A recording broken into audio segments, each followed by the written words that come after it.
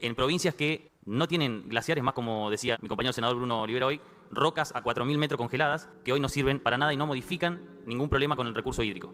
En estos tiempos, donde algunos cretinos intentan relativizar la sustancialidad de los glaciares y reducen el debate político a una figura tan rasa y tan chata como meras rocas debajo del mar, me parece conveniente ejercer un poco de justicia histórica.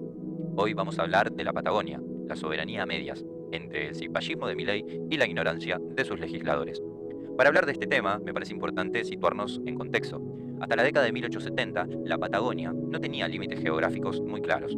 Esta situación casi nos conduce a un enfrentamiento armado con Chile. El primer actor de relevancia en esta historia es Luis Piedrabuena.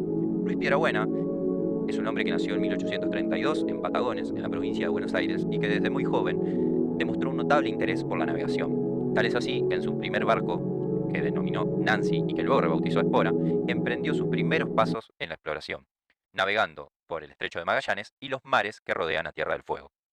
Sin embargo, esta historia no se compone de un solo nombre y tenemos que hablar de otro protagonista muy importante. Hablamos de Francisco Pascasio Moreno, o más conocido como Perito Moreno. Francisco nació en 1852 en Buenos Aires, en el seno de una familia de la alta alcurnia porteña, y fue un científico, conservacionista, naturalista, botánico y político argentino.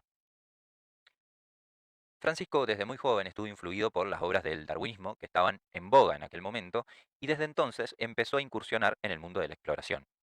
Esto llevó que el camino de Francisco se cruce con el de Piedrabuena entre 1876 y 1877, por medio de una decisión política del gobierno de Avellaneda de consolidar la soberanía en el territorio austral y comenzar con las exploraciones para luego establecer un asentamiento de colonos.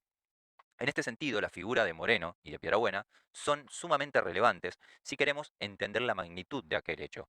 Fue en esas exploraciones que Moreno y Piedrabuena bautizaron el lago San Martín, el lago argentino, donde hoy está el glaciar que Milei hoy quiere rematar. También bautizaron el cerro Fitzroy, conocido como el Chaltén, y descubrieron la riqueza de los minerales que allí se alojaban.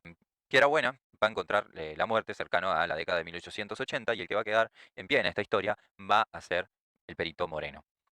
Francisco va a iniciar, eh, va a profundizar sus exploraciones, va a establecer un contacto fructífero, amigable, dentro de un marco de respeto con las comunidades originarias que habitaban el territorio del sur, va a coleccionar elementos que van a resultar de aquellos contactos y que van a permitir también ser partes del patrimonio histórico de nuestro país. Y luego de todo este camino recorrido va a iniciar su trayectoria en la política. Desde este lugar, Francisco Pascasio Moreno promovió la creación del Servicio Científico Nacional, de los parques nacionales y de los bienes nacionales. Si tomamos la figura de Piedrabuena y de Moreno, podemos deducir la importancia del conocimiento científico con respecto a la soberanía. A grosso modo, podemos decir que el conocimiento científico también sustenta la soberanía de nuestro territorio.